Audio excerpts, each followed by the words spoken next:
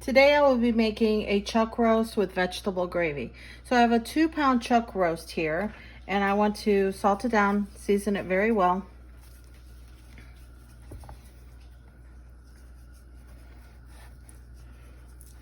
With salt. I'm going to pepper it, both sides.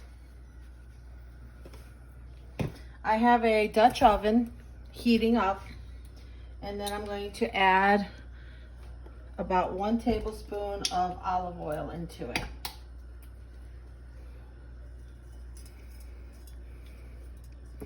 I'm going to sear my meat. I'm going to get it nice and brown and let that form a nice seal to seal in all the juices while it bakes. All right, so it's brown on one side, and I want to flip it over and get a nice sear on the other side. All right, so both sides are nice and brown, and I want to take my meat out of my pan. Let's put it on the plate.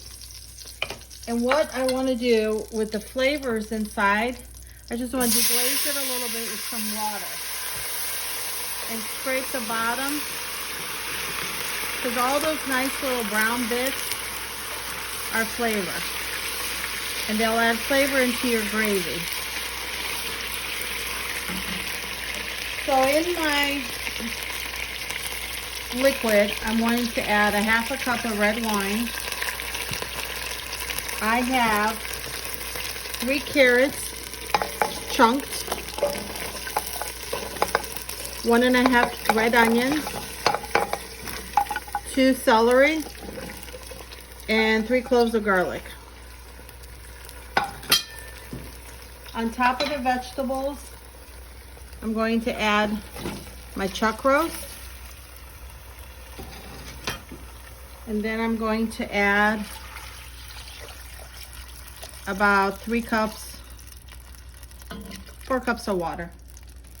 I'm going to cover this, and I'm going to put it in a 350-degree oven until tender. So we'll check it in 1 hour and see what it looks like. All right, it's been an hour. So we're going to check our chuck roast.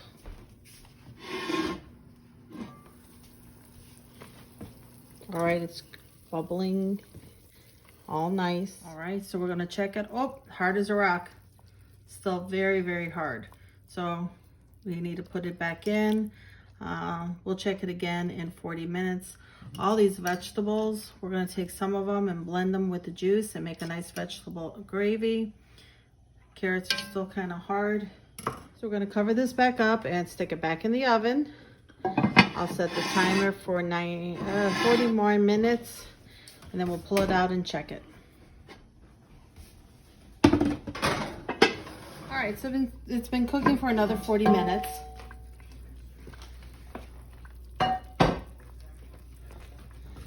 I want to check it and see if it's tender.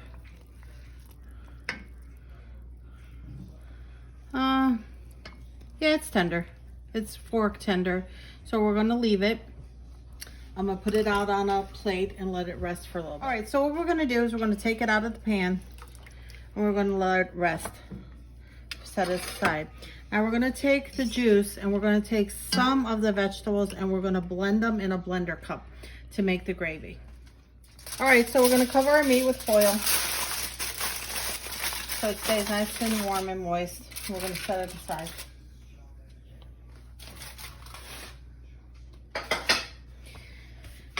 I want to take some of these vegetables out of the liquid, and I want to blend some.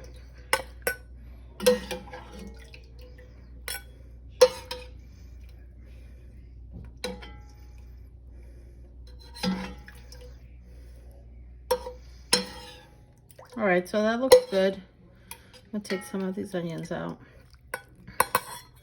So what I'm gonna do with the remaining liquid is I'm gonna put it in a blender cup and blend it up with some flour.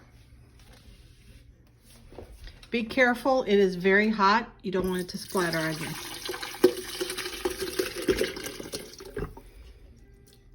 I'm gonna add about 2 tablespoons of flour in here, and we'll thicken that. We're gonna cook it off and thicken it. All right, so I'm gonna blend it. I wanna puree it. So I'll put it on my puree setting. I'm gonna put a towel on top of the lid and I'm gonna hold it. Even though it's clipped in, you just do it for safety.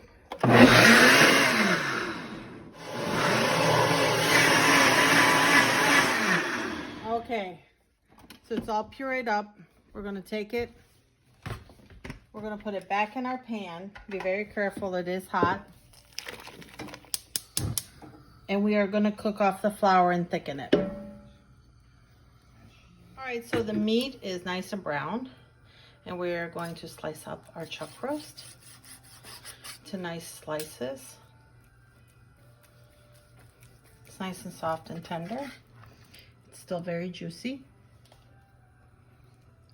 See that nice liquid? You want to definitely let your meat rest so the juices go back into it before you slice it. As you can see, it's not running all over the board. While we're slicing that, the gravy is thickening and bubbling. It is a vegetable gravy, so it's not going to be really brown. Want to taste it, see if you got enough salt in it.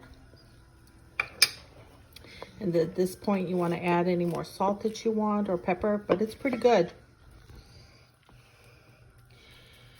And then all we're going to do is lay the meat inside the gravy, and your chuck roast with vegetable gravy is done. All right, so we're going to lay our chuck roast into our pot. And then we will scatter the remaining vegetables that we have into the pot.